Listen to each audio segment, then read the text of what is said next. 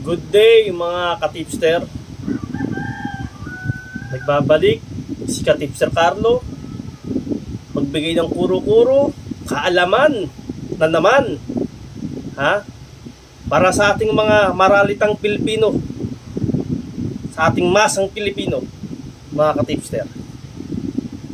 Gusto ko, nagbibigay ako ng mga tips nakaka-inspired, nakakagana. Ako hindi naman akong anong tao simpleng tao lang ako Gusto ko makatulong, magbigay ng simpleng kaalaman, mga katipster. Kape muna sa mainit na panahon. Pasensya na kayo, maingay kasi along LRT. Kapeng mainit. Alam niyo mga katipster, ang mabibigay kong ang tips ngayon, topic tips, tungkol sa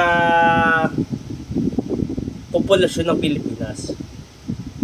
Isa ang Pilipinas sa may pinakamalaking populasyon, ang pagkaano ko mga 13 tayo, mga 14 ganun in terms of population. Para sa ating napaka laking bansa, kabalitaran. Maliit na bansa lang tayo kung tutusin pero napakarami natin populasyon. Isa yan sa dahilan kung bakit ang Pilipinas ay mahirap na bansa. Karamihan sa atin ay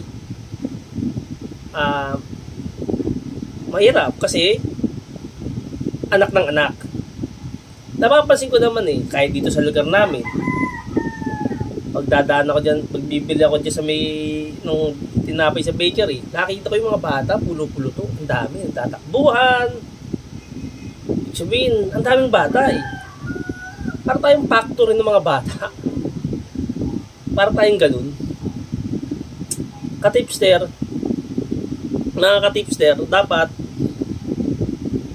planuhin natin na maigi ang pag-aanak. Kailangan may kaalaman tayo. Hindi yung anak lang ng anak, tira lang ng tira.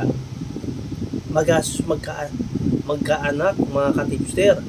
Magastos magpalaki ng bata.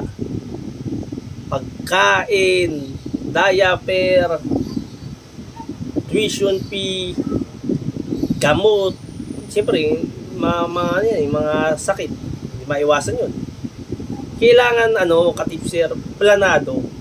Kundi man planado, pag sumikapan natin magbigay yung pangangailangan nila, hindi lang tayong anak ng anak, hindi lang tayong banat ng banat. Mahirap pang sapalaran sa hirap ng buhay ngayon di ba? Minabalitaan nga ako 15 na anak yung anak niya, yung bata hindi nga alam, yung isang anak niya hindi niya alam kung kung ilan sila magkakapatid.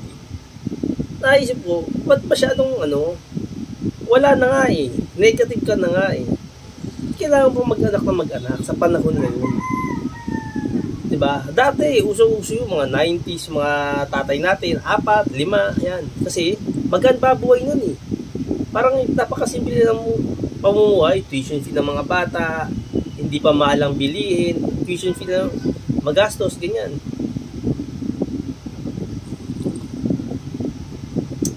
Hindi natin dapat hindi natin dapat planuhin natin na maigi bago tayo magbuo ng pamilya. Nandiyan ang gobyerno natin, lagi nagpapaalala sa atin mag-family planning. Maging open tayo dyan, maging tayo open-minded sa paggamit ng mga proteksyon, ng pills, tataka ka kung sino pa yung mahirap na kababayan natin, sila pa itong maraming anak, sila pa itong malakas ng loob. Dahil meron silang lakas ng loob, pero pagdating sa kaalaman, wala Dapat may alam, di ba? Hindi yung pinaiiral yung kung yan diba, mahalan tayo, ito ganyan. Kawawa yung mga bata. Kasi nagsasuffer Hindi mo mabigay yung simpleng vitamins.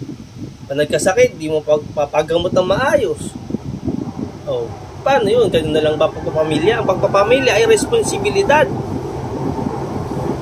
mga ka-tipster, no?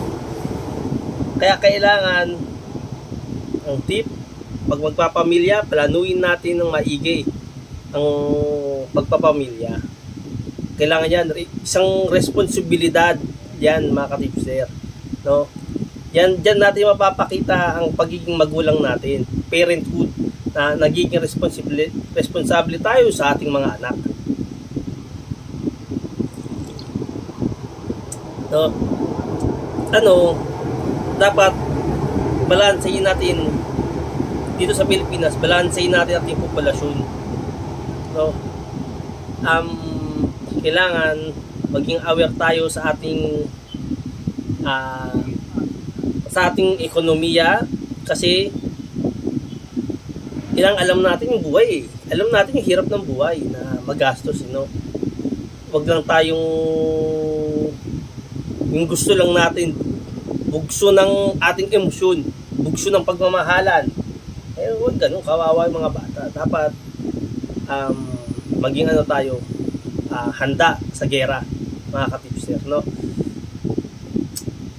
Dapat tsaka dapat maging tayo, well prepared, at magsumikap tayo para sa ating mga anak, no? Ang Pilipinas, matindi ang ating populasyon. Nakikita ko, kawawa yung mga bata. Dapat sila, maging priority ng government natin yan, yung overpopulation natin. Sabagay, gustong-gusto ng mga natin, politician, maraming butante, maraming tao. Bakit? Maraming boboto. Mali yun. Dapat hindi na kayang buhayin, pamilya pa ng pamilya, anak pa ng anak. Sabagay, mga kabataan naman ngayon nagiging matalino na, kasi alam na nila, maaga pa lang alam na nila hirap ng buhay, kaya hindi na sila banat ng banat, no? Sabagay, overpopulation, pag na-realize yung buhay,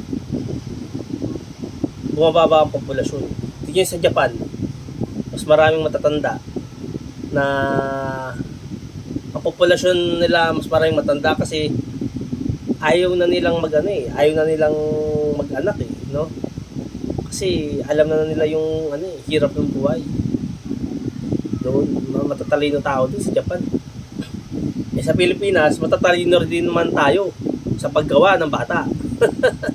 Anong hiyayari sa atin yan? Kaya maging matalino tayo kung paano natin bubuhay ng maayos yung ating anak. Umiskarte tayo. Mag-isip, magsipag ng maigi. Gamitin sa tama lahat ng oras natin at ang bawat araw natin para maging maayos, maganda ang takbo ng pamilya natin.